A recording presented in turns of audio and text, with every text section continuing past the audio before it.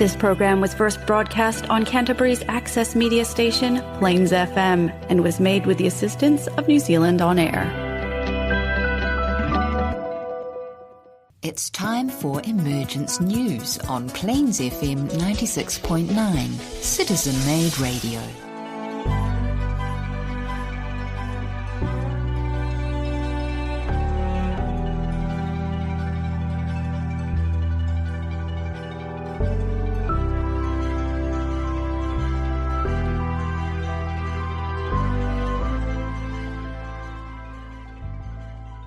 Welcome once more to Emergence News. My name is Nigel and I'm joined in the studio with John and Peter. I'll be talking to the guys in just a moment. This is part 2 of a 2-part series on war, violence and conflict, with the particular focus on our last program on the crisis in the Middle East. You may remember, if you're a regular listener to this program, I asked both the gentlemen in the studio here a couple of months ago, I asked them, how do you respond to friends, work colleagues or family when they give up on life or they feel everything is hopeless? There's a UN study out which estimates 350 million people in our world suffer from depression. Many no longer have any hope. What do you say to people who have given up or suffer deep sadness, despair or hopelessness? I've just finished watching a documentary on Netflix. I've watched it twice, actually. It's about the Dalai Lama and Archbishop Desmond Tutu, who came together in 2015, special meeting. And they had to have it in India because South Africa kept blocking the meeting, the government. Really? That's covered in the documentary. Okay. And both these men advise that we need to be careful how much news of the world delivered by mainstream media we digest. And I thought that was a very interesting comment.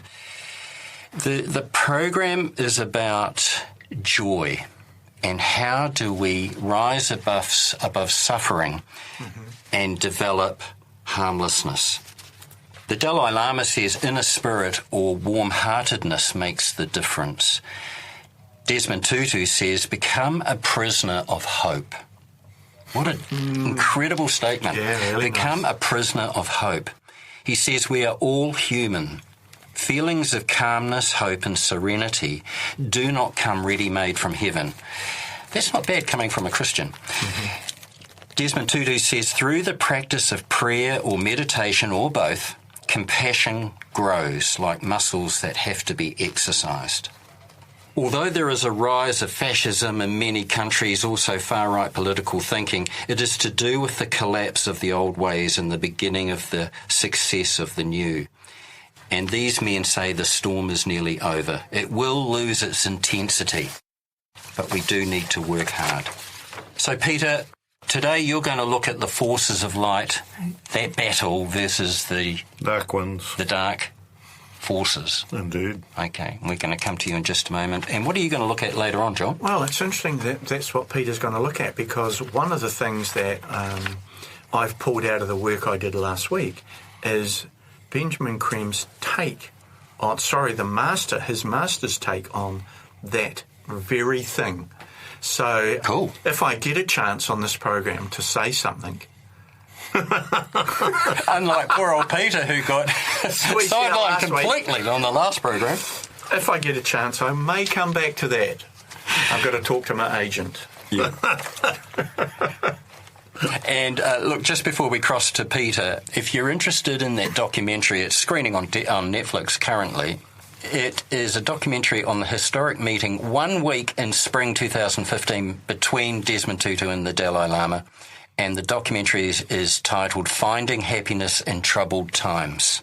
2 men totally dedicated to achieving justice for their people. They've got a book called In Search of Joy, I think, haven't Yes, they have too, Peter. It's a great watch. Gosh, it really warms the heart. And what I like about it, you guys, we don't know what degree of initiation they are. But when you watch them in action, you know, when we talk about initiates, here's 2 men in action that demonstrate high levels on the evolutionary path.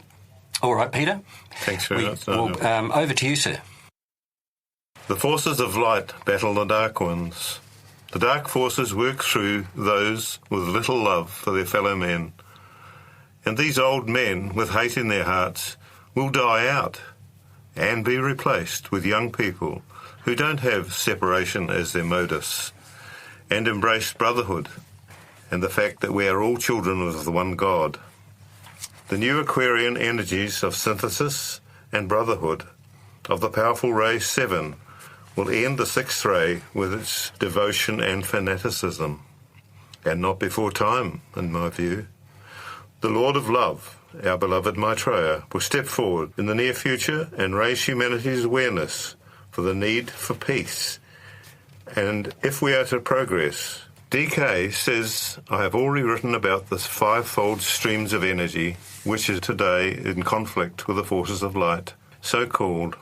I would remind you that there would be no darkness without the light, no light without the darkness. Ponder on this, as he often says. Ponder on this. Alice Bailey uses that phrase also. Yeah. I would ask you to realise that the organised effects of the Great White Lodge are directed toward lifting the organised forces of materialism to a higher and spiritual plane. Today, gold and separativeness, materialism and selfishness are in conflict with spiritual energy, and with the spirit of cooperation and understanding fusion. The method by which the forces of separation and selfishness work are by competitive cooperation. We've often talked about cooperation on this program, and competition is in direct conflict with it, isn't it? Mm. Therefore, throughout the world, groups have been formed to bring about the attainment of various materialistic goals, the achievement of personal or national ambitions, and the imposition of ideologies upon the mass of the people. The emphasis is upon the economic situation within and upon the possession of land. Success depends upon the gained group cohesion and willingness to sacrifice the same to a direct personality. So it becomes a personality cult that we see happening in the Middle East, doesn't it? Peter, just for further clarification on what you've said, for first-time listeners, you were referencing the outgoing energy on the planet. So the sixth ray is going, and we've got the inpouring of the seventh ray. Can you just quickly explain the difference between the two energies? Yes, well, we've had the Piscean energy of the last 2,000 years, and that is governed by the sixth ray. And certainly the main themes of it are devotion and fanaticism. Well, most of us are a product of the sixth ray, aren't we, John? Yes, we are. We've all got sixth ray in us. There's no question about that. But we need to balance this incoming energy of the seventh ray. We need to see the Aquarian energy coming in. It's going to be group work. It's going to be a time of great progress, in actual fact, for the whole of humanity. And we will have to leave behind the fanaticism, obviously. So as we are right in the cusp, or right between this period, we've got this period where we've got one energy going out and one energy coming in. Is that what's causing some of the spiritual and the conflict there is certainly happening, and it is creates the crises that we're witnessing. And it intensifies it. Yes, it's unavoidable in many ways, and it is just a changing situation. We think, of course, of our lifetime as being a long time, but we're looking at a changeover period of between the 6th and the 7th of several hundred years. So it's, it's not just happening in one lifetime. And it's been a very gradual process, even going back to the 1600s. Yes, 1675, the seventh ray started to come in. That's amazing. And so it's a while. It's a changeover of 200 or 300 years either side of the. But we're now actually getting more seventh ray energy coming in at this point. Anyway, one of the Master's message actually talks about the Middle East. Recent events in the Middle East have focused world attention on that troubled area in a new way. Gone are the assumptions that if left alone, the many problems that will sort themselves out will go away. That conflict and division are endemic, and if contained, of no great account, and that nothing can be done for this historically and strategically important part of the world. The nature and technical advances of modern warfare have changed such thinking, leading to a reappraisal of the role that the United Nations might play in this theatre. For the first time, the possibility of a nuclear-free zone in the Middle East is receiving serious attention. Also, for the first time, a final and fair solution to the Israeli-Palestinian conflict is seen in many quarters to be of paramount importance, while a new urgency can be heard in the voices of those demanding democratic reforms.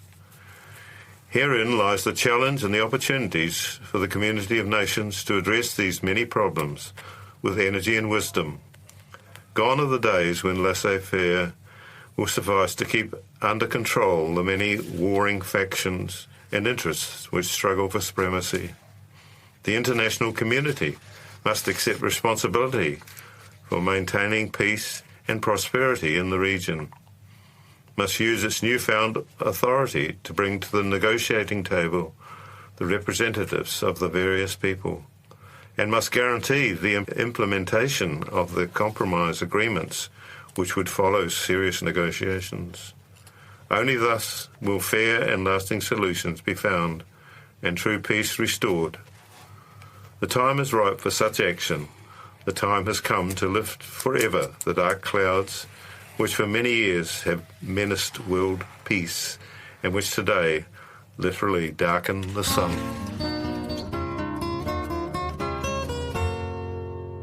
This is Emergence News, and in just a moment we'll cross to John. And the battle of light versus the dark forces is the theme of the program, part 2 of a 2-part series, particularly focusing on the crisis in the Middle East. And look, we don't normally quote religious leaders, but you'll have to forgive me on this program. I'm doing it today because I'm going to talk about the Tibetan philosophy, which the Dalai Lama talks about, and only because it's so consistent with Maitreya's teachings to do with harmlessness. Listen to this. He says the Tibetan philosophy, which is all about changing the way you see the world. Change your outlook, he says.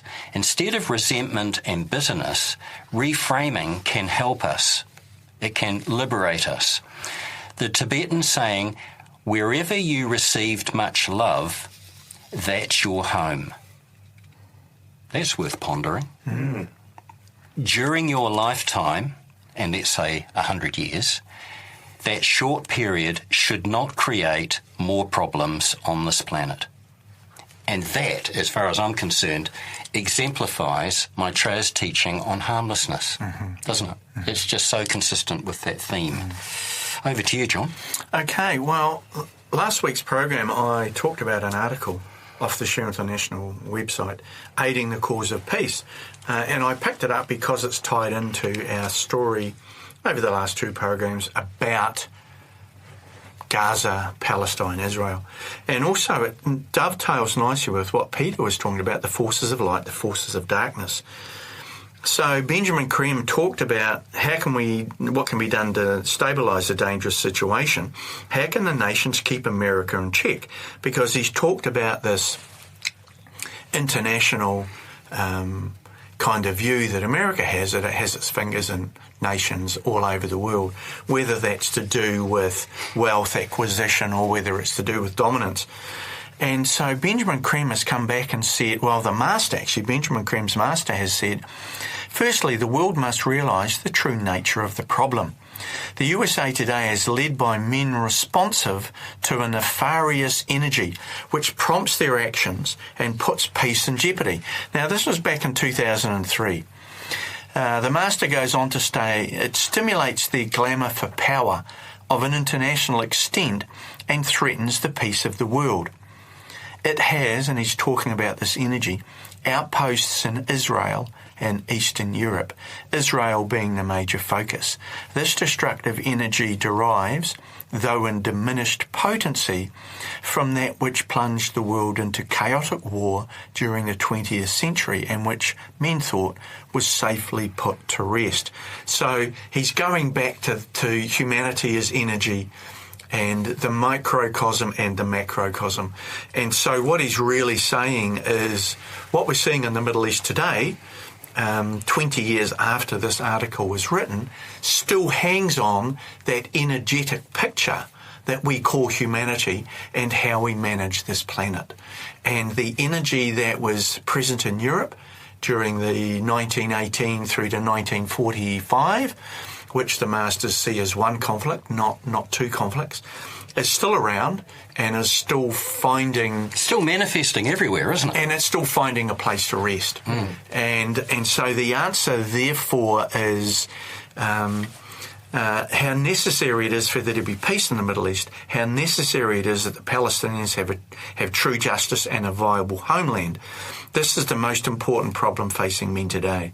Failure to solve it will be disastrous for the world, and so now we're at the brink of a major conflagration in the Middle East. And he finishes off with saying it will take combined resources of wisdom and will of both hierarchy and men to overcome finally this malignant force. A clear understanding by men of the true nature of the threat is thus imperative. So instead of looking at someone who is different from you and saying they are the problem, we need to see it as the forces of evil, the forces of materialism, fighting this rearguard action. As men and as people of goodwill on this planet start to have their voice heard, there's this awful rearguard action. This rearguard action that's clinging on to the old ways. And the Master finishes with it's the ability for humanity to organise and act in unison. They must call for an end of the oppression of the Palestinian people and so end the fear which haunts the people of Israel. Once again, he goes back to the United Nations must bring all possible pressure to bear on both America and Israel, standing up to the superpower and aid the cause of peace. The people of the world. So once again, we're back where we started with this concept. It's the voice of the people of the world that must demand change. Must prevail, because currently, as you've indicated, Peter, the United Nations is not really doing its job. Not functioning. No, they've not come up with any pause or hold on, stop for a minute, let's have a think about this. And actually have a constructive dialogue with these major the major, the big power. Sit down with the Americans, because how do you talk to America? As you said, John, on another program, how do you talk to America and England and talk to them about the amount of warheads they're supplying? I mean, because their economy is going to grind to a halt, isn't it?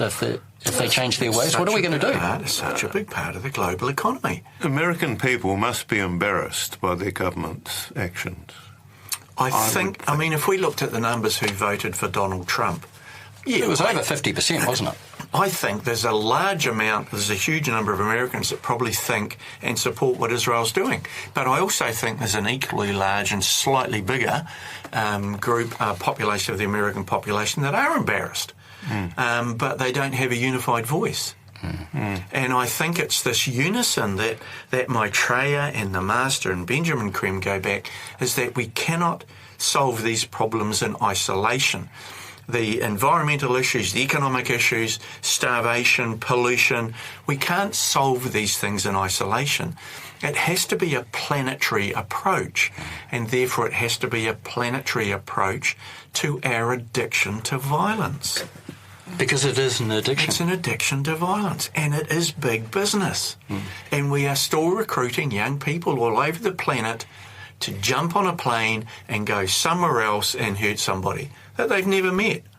It just doesn't make sense, but we're still doing it. Although I did watch some stuff recently that both the American and UK military are having all sorts of problems. Recruiting, yes. So maybe younger people on the planet are suddenly going, hang about. Yeah, I don't think I want to jump on a plane and land in another man's country and start tearing his culture apart, unless I get some good reasons why. And he's certainly not landing on my beaches. He's not in the streets of my cities. Maybe that's what's happening. Maybe that is where the tide is turning. People are not volunteering for arms in the way they once did. And they've got the same problem here in New Zealand. The recruiting is a real problem. Yeah. It's a problem for police. In the United States, it's a problem for police in Britain and also in New Zealand to recruit. People I think young people are going, I don't think I want a bar of that. Yeah, there's got to be another way. There's got to be another answer here. Interesting times. Very interesting times. All right, we'll be back in a moment to wrap up.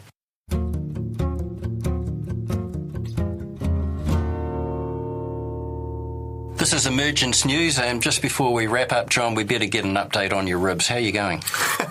No more laughing and no more yelling, and certainly sneezing is a problem.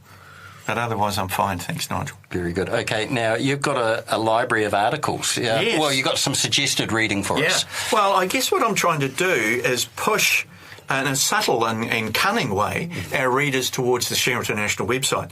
So, in being subtle... Readers or listeners? Listeners. Which when they get there, they'll read. So I've looked at a couple of library of articles. So I went into the website, found this button that said Library of Articles. Here's a couple of tempters for you.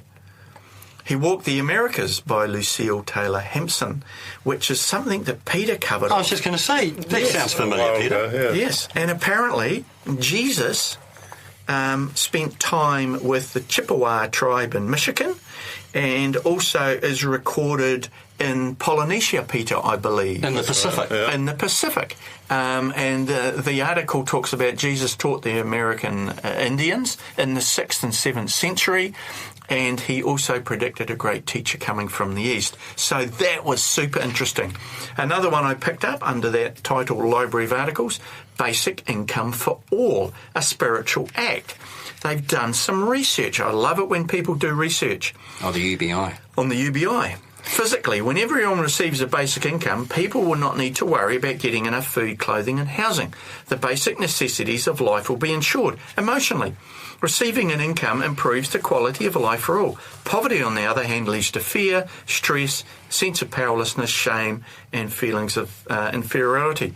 Socially, UBI is exactly what it says, universal. It will contribute to more justice and a balanced relationship between all peoples. Intuitive. When people are given freedom, their creative potential can be expressed more easily. So, basic income for all, implementing basic income is a spiritual act. I think that's an interesting way to think about it. And there's even been some political parties globally and here in New Zealand that have made the suggestion. Yeah. So, look, it's coming. It's coming. In fact, I read a report in Iceland, and I think I brought it to this program a while ago. In Iceland, of all places, they did a 4-day working week across private sector and government organisations. And okay, Iceland's a small country. And every way they measured the wellness of a group of people improved. Welfare, children's health, mother's health, father's health, productivity increased, sickness from absentee from work went down. The whole thing lifted people's spirits just by dropping off a day at work. So people were working 4-day weeks.